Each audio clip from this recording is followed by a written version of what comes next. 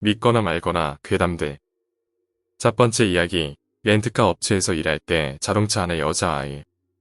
저는 살면서 귀신이나 미신 따위는 털끝만큼도 믿지 않았던 사람입니다. 그러던 제가 인생을 살면서 딱 한 번, 제 머리로는 도저히 이해할 수 없는 일을 겪었죠. 때는 지금으로부터 10년 정도 됐군요. 이름 없는 렌트카 업체에서 차량 수발 업무 및 사고 처리 담당을 하고 있을 때의 일이었습니다. 렌트카 업체는 보통 성수기가 아니면 그렇게 바쁘지 않아 하루에 많아봤자 대여섯 번 정도 콜을 받는 게 보통입니다.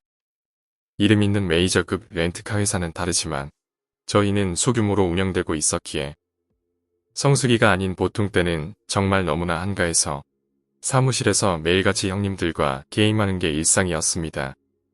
제가 겪었던 그 일은 토요일 저녁이었나 그랬을 겁니다. 그날도 그다지 많지 않은 콜을 소화하며 게임을 즐기고 있던 찰나 한 통의 전화가 걸려왔습니다. 그는 저를 장기 렌트 하시는 사업자분이셨는데 굉장히 다급한 목소리로 여기 횡담도 주유소인데 빨리 와달라고 하더라고요.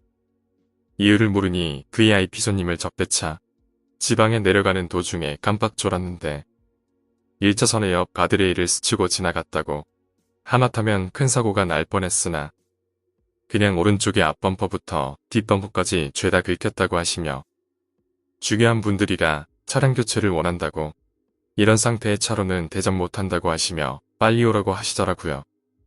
오늘 재수없게 동발받구나 라고 생각하며 사장님께 보고 후 대차를 해드리러 출발했습니다. 가는데 1시간 30분 정도가 소요되니 일단 휴게소 안에 들어가 계시라고 말한 후 최대한 밟고서 서해안을 타기 시작했습니다. 얼마나 지났을까? 비가 부슬부슬 내리기 시작하더니 굉장히 습해지더군요. 시야 확보를 위해 에어컨을 켰는데 운전석 쪽은 시야가 환하게 보이는데 유독 조수석 쪽만 이상하게 김서림이 없어지지 않는 겁니다. 금방 없어졌다가도 또 생기고 누가 꼭 입김을 부는 듯이 말이죠.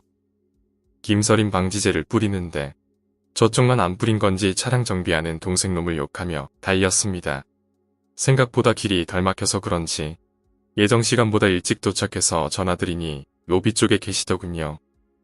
만나서 사고 전후의 이야기를 듣고 보험 처리해드리겠다고 안심시킨 후에 가져온 차키를 드리는데 사장님이 지갑에서 20만원 정도를 꺼내시더니 옆좌석에 여자애는 누구야? 이거 가지고 맛있는 거나 사 먹고 들어가라고 하시더라고요. 그래서 저는 사장님, 무슨 말씀이세요? 저 혼자 왔는데, 답하니 그 사장님의 얼굴이 일그러지는 겁니다. 너 지금 무슨 소리 하냐고. 자동차를 파킹시킬 때부터 보고 있었는데 옆에 여자애가 있었지 않았냐고. 머리는 산발을 해가지고 너를 껴안고서 계속 웃고 있더라고 하셨죠. 근데 이상한 게 이쪽을 보고 껴안고 있는데 자기가 어떻게 웃는 얼굴을 봤는지 모르겠다고 말씀하시더군요. 하여간에 난 늦었으니까 조심히 들어가라고 하시며 굉장히 급하게 가시더라고요. 저는 그날 그냥 휴게소에서 아침까지 보냈습니다. 어차피 일요일이었기에 천천히 서울에 올라가자는 마음이었지만 도저히 한밤중에 차를 타고 올라갈 용기가 안 생겼거든요. 그날 제가 태우고 온 여자는 누구였을까요? 아무리 생각해도 이해가 가지 않는 일이었습니다. 두 번째 이야기, 나를 스토킹하던 여자. 1998년 즈음인가 대학교 3학년 때였지 싶다. 길거리에서 한두 살 정도 나이가 적어 보이는 여자애가 갑자기 말을 걸었다. 그녀의 말인즉슨 그녀의 꿈속에서 나를 몇 번이나 만난 적이 있고 꿈속에서는 꽤 친해졌다고 어쩌고 하는 이야기였다. 꿈에 나오는 사람이 실제로도 있다니 깜짝 놀랐고 또 너무 기뻐서 이렇게 말을 건다고 했다. 나는 이게 무슨 해괴한 장난인가 싶기도 하고 그때 서서히 유행하던 무슨 종교단체의 포교수법이나 사기가 아닌가 싶어서 도망치려고 했다. 그런데 그녀는 무슨 밴드를 하고 있었고 공연 리허설을 하는 날이라고 해서 구경하러 한번 오라고 하기에 나는 찾아가서 그녀의 연습하는 모습을 봤다. 그러다가 권유에 따라 공연도 몇 번 구경을 갔는데 그 이후로 갑자기 그녀가 접근하기 시작해서 번호도 가르쳐주지 않았는데 집에 전화를 걸어오는가 하면 대학 강의실이나 학과로 찾아오기도 했다. 너무 지나친 행동 아닌가 싶어서 불러놓고 차분히 따졌더니 그녀는 미안하다고 했고 그 이후로 그런 행동은 없어졌다. 그리고 점차 그녀와 만나는 기회도 없어졌고 그녀와는 멀어져서 연락도 끊어지게 되었다. 그런 그녀가 다시 떠오르게 된 계기는 아내가 학창시절 자신의 앨범을 보기 시작하더니 얘는 누구고 여기는 어디라는 등의 이야기를 하면서 나에게 친구들을 소개해주고 있었다. 사진 중에는 하이랜드 파크인지 뭔지 아는 곳에서 찍은 사진이 몇 장 있었는데 대학교 1학년 때 동아리 사람들과 함께 갔을 때 찍었던 사진이라고 했다. 그 중에 한 장에 아내와 아내의 친구의 사진 뒤에 배경에 있는 많은 사람 중에 단 한 명의 사람이 정확히 정면을 응시하고 있었다. 놀랍게도 그 얼굴은 다름 아닌 옛 그녀였다. 아내가 말했다. 우리가 사진 찍으려고 하는 그때 뒤에 지나가던 사람들 중에 이 여자가 갑자기 돌아보기에 이 사람은 꼭 일부러 찍은 것처럼 그대로 찍혔어. 좀 무서운 표정 아닌가?